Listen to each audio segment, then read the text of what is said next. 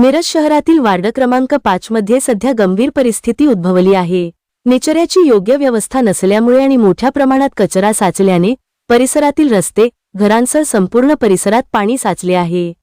विशेषतः मिरज ते बोलवाड रस्त्यावर मोठ्या प्रमाणात पाणी साचल्याने नागरिकांना आरोग्याच्या समस्या भेडसावत आहेत आणि रोगराई पसरण्याची भीती निर्माण झाली आहे। संपूर्ण परिसरात पाणीच पाणी साचल्यामुळे लहान मुले, वृद्ध नागरिक आणि इतर नागरिकांना मोठा त्रास सहन करावा लागत आहे। सामाजिक कार्यकर्ते राज कबाडे यांनी अनेक वेळा महानगरपालिकेकडे तक्रार करूनही अद्याप योग्य उपाययोजना झालेली नाही।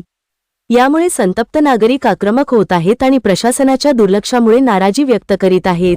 माझं नाव राज कबाडे, वार्ड क्रमांक 5 मध्ये बोलवाड रोड असू दे, फिरजादे प्लॉट असू दे, मंडलेमाळ असू दे, हा वार्ड क्रमांक 5 शेवटच्या टप्प्यात असल्यामुळं पावसाचं येणारं वरनं सगळं पाणी इकडल्या साईडला येते। त्याचप्रमाणे इथं हवे झाल्यापासून इथं जे मोठं पाणी येते त्यामुळं स्वामी समर्थमध्ये पाणी जाते, प्रत्येकाच्या घरामध्ये इथं पाणी शिरलेलं आहे। आता रोगराई आहे।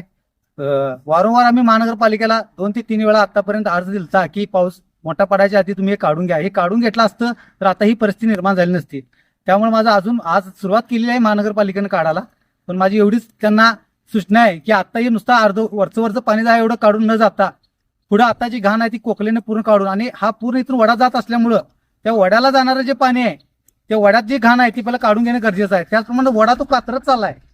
एक दिवशी असा होईल की वडा कात्रत कोणातरी त्या साईडला असणारी घरं जातील, रोड जाईल, त्याच्या आधी ते संरक्षक भिंत बांधणं, त्याचप्रमाणे पूर्ण रस्त्याचे वारंवार घाण काढून घेणं ही महानगरपालिकेची जबाबदारी आहे आणि ही लवकरात लवकर पूर्ण व्हावी ही नम्र विनंती।